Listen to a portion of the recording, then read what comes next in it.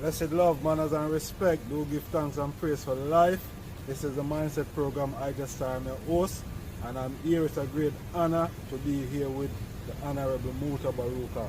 Yeah, man. Give thanks, man. Rastafari. Yes, sir. Give thanks. First and foremost, I want to congratulate you on your lifetime achievement. Yeah, I respect. Yes. Man. But we don't get it yet. We don't get it yet. No, the 24th. The mindset, thought-provoking, you know. I'm your host, Honorable Ija Star, and we're there with our brand new mindset series live on the YouTube. Subscribe, Ija Star Mindset channel, YouTube. Blessed love. Before we get into the Casual Killing Act, the Casual Killing Act was written because of the number of people who were killed while being corrected. Okay. And if any slave resists his master, owner, or other person by his or her order, correcting such slave, and shall happen to be killed in such correction, it shall not be counted felony, but the master, owner, and every other person so giving correction shall be acquitted of all punishment and accusation for the same, as if such accident had never happened. So that means that if you happen to be correcting someone and you beat them to death, you know how hard it is to beat someone to death? I mean, I thought about that. I said it happens so frequently that they created a law so that you wouldn't feel any what? No guilt, because you were simply correcting them. It wasn't your fault. So I went back to look at who was beating folks to death. I wanted to know. And it was white women. White women were beating black children to death. That's who was being beaten to death. But it wasn't her fault. She was just correcting them. You see, what we do is we rob ourselves of our own humanity when we refuse to look at this stuff. We rob ourselves of our humanity. And that's what people didn't know happened. Going forward, one more. Then you had the mental health folks. This is how we got in. We got in to try to fix it. In the early years of the 19th century, a physician named Samuel A. Cartwright argued that two particular forms of mental illness caused by nerve disorders were prevalent among slaves. One was drapetomania, which was diagnosable by a single symptom: the uncontrollable urge to escape from slavery. So now what we've done is we've now pathologized your desire to be free. Must be something wrong with them. Keep trying to free themselves. And again, it would be funny if it weren't in journals.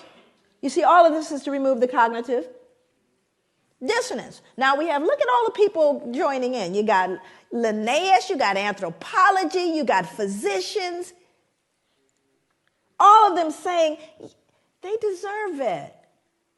It's not us. We don't need to adjust anything. And if they just tried harder, how about you people just pull yourselves up from your bootstraps? What's the matter with you? The playing field has been leveled. Well, we're going to see if, in fact, it's been leveled. Or is that conjecture? Move forward. Now, I want you to look at this photo very closely, and I want you to see who's in it. More important than the man hanging, because you got to understand the lynchings that occurred in America happened after slavery, not during. Thousands of lynchings happened after slavery, because this is a reaction to white fear of what we would do once freed. But we didn't create a vigilante group to take out white people, but they did create a vigilante group to take us out now that we're free. See, that happened after slavery. They were called the what? The Ku Klux Klan. They don't wear hoods anymore. They wear suits. But they're alive and well all over the world, even here. So look at who's in the picture. I want you to look at this little girl in particular. You can't see her closely, but she's actually grimacing, like smirking. Now, remember, let's go back to the puppy concept here. She would be loathed and torn up probably if this was a puppy, which means he's less than that, because she's not disturbed. This little girl is not disturbed by this, but she should be, shouldn't she? People always ask me, they go, Joy, what was the impact on white people? There it is, right there. Can't feel any empathy for him.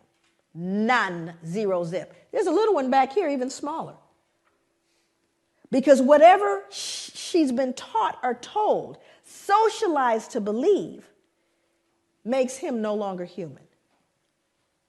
That's the greatest danger to white people, is that they can't feel it. And there's a reason why white people can't feel what we're talking about. My God, what would you then feel? It's tough. So I've got to believe, oh, it's all over now. It's not my fault. I don't benefit. It's not a big deal. Let's move on. It's not all of those things. But we don't say that to Jewish people. I dare you. But you have to understand, when you unearth this one, that's what we did to our